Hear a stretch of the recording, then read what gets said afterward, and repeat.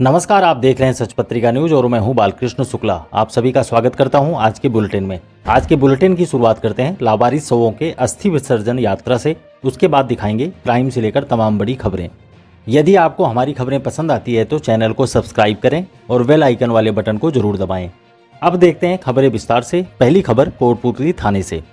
मानव कल्याण सेवा समिति की ओर से लावारिस शवों की अस्थियों के विसर्जन के लिए समिति का एक दल शनिवार को कोटपूतली थाने से हरिद्वार के लिए रवाना हुआ। पुलिस उप अधीक्षक राजेंद्र कुमार बुर्डक और थानाधिकारी राजेश शर्मा ने हरी झंडी दिखाकर दल को रवाना किया। इस दौरान आयोजित कार्यक्रम में डीएसपी राजेंद्र कुमार बुर्डक ने कहा कि अस्थि विसर्जन दाह संस्कार के बाद किया जाने वाला एक अनुष्ठान है। हम अपने किसी परिवारजन की मृत्यु के बाद उनकी अस्थियां तो गंगा जी में प्रवाहित कर देते हैं, लेकिन लावारिस व्यक्तियों की मृत्यु के बाद उनकी अस्थियों को गंगा जी में विसर्जित करना पुण्य का काम है और इसमें योगदान देने वाला हर व्यक्ति पुण्य का भागीदारी बनता है। डीएसपी ने लावारिस शवों का अंतिम संस्कार करने वाली मानव कल्याण सेवा समिति के अध्यक्ष ओम प्रकाश स्वामी सहित सभी सहयोगियों को माला पहनाकर सम्मानित किया। इसके बाद समिति से जुड़े सदस्य अस्थियों को लेकर पुलिस थाने से पैदल रवाना होकर गाजे बाजे के साथ मुख्य चौराहे पहुंचे। रास्ते में जगह जगह लोगों ने पुष्प वर्षा कर और माला पहनाकर दल के सदस्यों का स्वागत किया तो वहीं मृत आत्माओं को नमन भी किया। समिति के अध्यक्ष ओम प्रकाश स्वामी और भामाशाह ओम प्रकाश बंसल ने बताया कि इस बार 8 लावारिस शवों की अस्थियों को हरिद्वार में हर की पौड़ी पर गंगा जी में विसर्जित किया जाएगा। इस दौरान पूर्व सरपंच सिंभू अग्रवाल, सज्जन यादव, सुरेश चंद यादव, रमेश सैनी, सत्यनारायण मिस्त्री, पूर्व एसडीएम बीएल वासनीवाल, गुरु प्रसाद अग्रवाल, उत्तम गुप्ता, अनिल मंगल, डॉक्टर संजय शर्मा, डॉक्टर रमेश चंद, वेद प्रकाश शर्मा, धोलाराम सैनी, ज्योति देवी, माया देवी बंसल, मनोज अग्रवाल सहित अनेक लोग मौजूद रहे। अगली खबर अवैध हथियार की। इन दिनों क्षेत्र में अवैध हथियारों के विरुद्ध पुलिस ने विशेष अभियान चला रखा है। पनियाला थाने के बाद अब सरुण थाना पुलिस ने खड़प गांव में फागड़ों की ढाणी जाने वाले रास्ते पर एक युवक को अवैध पिस्टल के साथ गिरफ्तार किया है। पुलिस को देखते ही आरोपी खेतों की तरफ भागने लगा, किंतु पुलिस ने उसे पीछा करके दबोच लिया।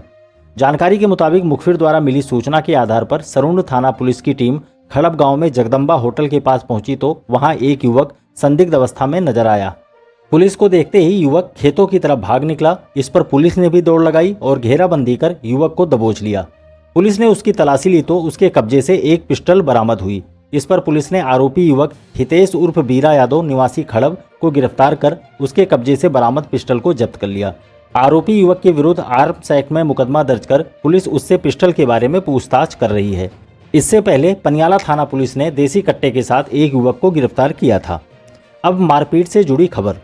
कोटपूतली के पाथरीडी गांव में कुछ लोगों द्वारा एक दुकानदार के साथ मारपीट करने का मामला सामने आया है। मामले में पाथरीडी ग्राम निवासी देशराज यादव ने सरुण पुलिस थाने में मुकदमा दर्ज कराया है कि उसकी माताजी का देहांत होने के बाद उसकी परचून की दुकान पर उसके साले का लड़का जितेंद्र दुकानदारी कर रहा था। इसी दौरान शाम लगभग 6 बजे जिले सिंह सुभाष निवासी पाथरीडी के साथ 6-7 लोग 3 मोटरसाइकिलों पर सवार होकर वहां पहुंचे और आते ही सामान को बाहर फेंकने लगे। विरोध करने पर उन्होंने जितेंद्र के साथ मारपीट की, जिससे उसके कान और पैर में चोट आई है। आरोप है कि वह गले में रखी कुछ नकदी भी लेकर भाग गए। पुलिस ने मामला दर्ज कर जांच शुरू कर दी है। अब दहेज प्रताड़ना से जुड़ा एक मामला। मुस्लिम समाज की एक विवाहिता को ससुराल वालों ने प्रताड़ित कर घर से निकाल दिया। रेशमा बानो निवासी ढाणी म्याऊं वाली कोटपूतली ने महिला पुलिस थाने में रिपोर्ट दर्ज कराई है कि उसकी शादी 22 नवंबर 2022 को शाहरुख खान निवासी नीम का थाना के साथ धूमधाम से हुई थी। शादी में उसके पिता ने अपनी हैसियत से ज्यादा पैसा खर्च किया था। शादी के 3 रोज बाद से ही पति, ससुर, नंदोई उसको दहेज कम लाने को लेकर परेशान करने लग गए थे। नंदोई विवाहिता को बुरी नजरों से देखता था। विरोध करने पर ससुराल वालों ने धमकी दी कि हम जैसे कहेंगे वैसे तुझे रहना पड़ेगा। आरोप है कि नंदोई ने उसकी अश्लील वीडियो वायरल करने की धमकी दी तो वहीं उसके पति और ससुर ने उसे मारपीट करने के बाद घर से निकाल दिया। उसके माता पिता ने ससुराल वालों से बातचीत करने की कोशिश की तो उन्होंने गाली गलौज करते हुए विवाहिता को रखने से मना कर दिया। पुलिस ने मामला दर्ज कर जांच शुरू कर दी है। अब देखते हैं प्रचंड गर्मी की खबर। कोटपूतली में हीट वेव के चलते लोगों का हाल बेहाल है। भीषण गर्मी और लू के थपेड़ों के चलते सड़कों पर लोगों का आवागमन काफी कम दिखाई दे रहा है। लोग जरूरी काम होने पर ही घर से बाहर निकल रहे हैं। दोपहर में बाजार की सड़कें सूनी हो जाती हैं। बढ़ते तापमान की वजह से पशु पक्षियों के साथ ही लोगों का भी हाल बेहाल है। मौसम विभाग ने आने वाले दिनों में तापमान में बढ़ोतरी के संकेत दिए हैं। पुरानी सब्जी मंडी के व्यापारी पवन मोरिजावाला, फरियाद खान, मोहित अग्रवाल, सलामू खान, इरफान खान, आकाश शर्मा, लालाराम गुजर व विजेंद्र सैनी ने बताया कि इन दिनों पड़ रही भीषण गर्मी के कारण बाजार में ग्राहकों का आवागमन काफी कम ही देखा जा रहा है। शनिवार को सुबह 7 बजते ही धूप का असर दिखाई देने लगा। दिन चढ़ा तो धूप तन को झुलसाने लगी। सामान्य दिन में भीड़ से पटी रहने वाली मुख्य सड़कों पर दोपहर 12 बजे के बाद कर्फ्यू जैसा नजारा रहा। शहर के पुतली road, Bansur road, Gopalpura road सहित अन्य सड़कों पर आवाजाही में कमी देखी गई, तो वहीं नेहरू बाजार, मुख्य बाजार, पुरानी सब्जी मंडी, लांबा बाजार, पालिका बाजार, गोवर्धन प्लाजा, ओम स्क्वायर, डाबला रोड बाजार सहित अन्य बाजार में चहल पहल बेहद कम देखी गई। बाजारों में सुबह और शाम के समय ही चहल पहल दिखाई देती है। हीट वेव के चलते दोपहर के समय गिने चुने लोग ही बाजार में नजर आते हैं। कोटपुतली के लोग भीषण गर्मी और लू के थपेड़ों से राहत देने के लिए नगर परिषद प्रशासन से दमकल की सहायता से शहर की सड़कों पर पानी के छिड़काव की मांग कर रहे हैं, लेकिन कोई कदम नहीं उठाया जा रहा है। सड़कों पर पानी का छिड़काव होने से कुछ राहत जरूर मिल सकती है। अगली खबर एसडीएम द्वारा किए गए दौरे की। चिकित्सा और बिजली पानी की व्यवस्थाएं दुरुस्त रखने के लिए शनिवार को सुबह भी एसडीएम ब्रजेश कुमार चौधरी शहर के दौरे पर निकल पड़े। सबसे पहले उन्होंने शहर के वार्डों में जाकर जलापूर्ति की व्यवस्थाएं देखी और वार्ड वासियों से बातचीत कर जानकारी ली। उन्होंने वार्ड संख्या 32 और 33 में जाकर क्षतिग्रस्त पाइपलाइन के मरम्मत कार्य को देखा और बताया कि पुरानी लाइनें दुरुस्त कर दी गई हैं। इसके अलावा टैंकरों से भी जलापूर्ति की व्यवस्था शुरू कर दी गई है। एसडीएम ने अन्य वार्डों का भी दौरा कर लोगों से बातचीत की। एसडीएम ने कहा कि पानी की कोई कमी नहीं है। जहां भी नलों में कम जलापूर्ति हो रही है या फिर पूर्ति नहीं हो पा रही है तो वहां टैंकरों से भी पानी भिजवाया जा रहा है। इसके बाद एसडीएम शहर के नागाजी की गौर स्थित अर्बन पीएचसी में पहुंचे और अस्पताल का बारीकी से निरीक्षण कर जरूरी निर्देश दिए। निरीक्षण के दौरान पूरा स्टाफ उपस्थित था। एसडीएम ने मरीजों के लिए पानी और कूलर पंखे की पर्याप्त व्यवस्था करने के निर्देश दिए। अब डॉक्टरेट की उपाधि की खबर।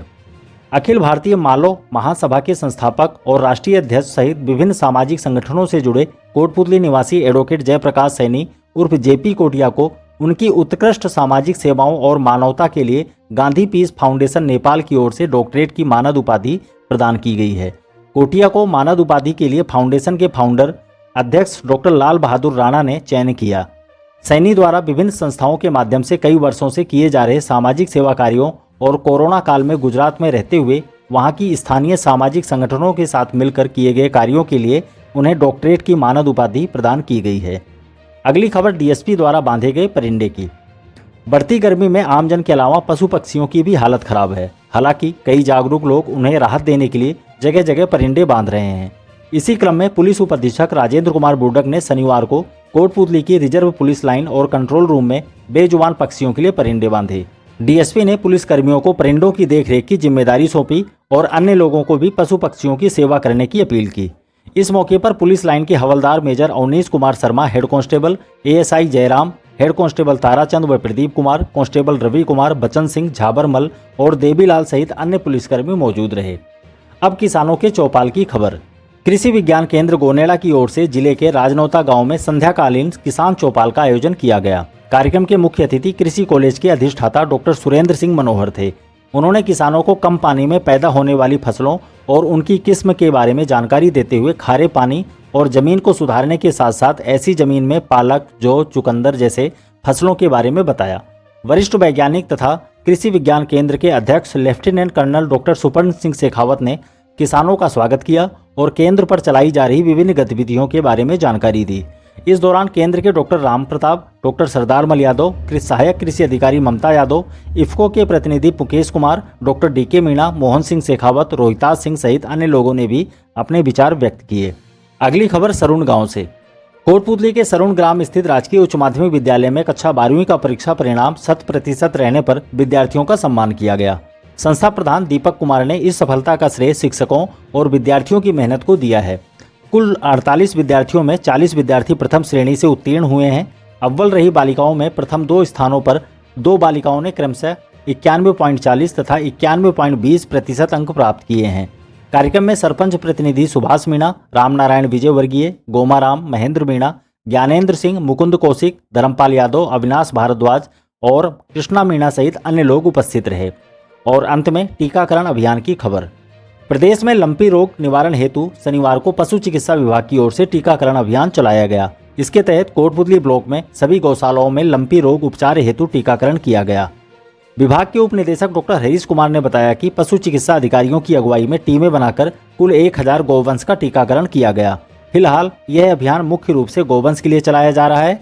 इस अभियान के साथ ही क्षेत्र में ब्रुसेल्ला बीमारी से बचाव के लिए 4 से 8 महीनों की मादा पाड़ियों और बछड़ियों के उपचार हेतु टीकाकरण किया जा रहा है। डॉक्टर हरीश गुजर ने बताया कि ब्रुसेल्ला एक ऐसी बीमारी है जो पशुओं से मनुष्यों में फैल सकती है। इस बीमारी से गर्भित पशुओं में आखिरी महीने में गर्भपात हो जाता है। इस टीकाकरण को लगाने से पशुओं में ब्रुसेल्ला बीमारी से बचाव हो जाता है और जीवन काल में एक बार ही टीका लगाया जाता है। आज के लिए बस इतना ही। दोबारा मिलते हैं इसी तरह की दूसरी ताज़ा खबरों के साथ। नमस्कार।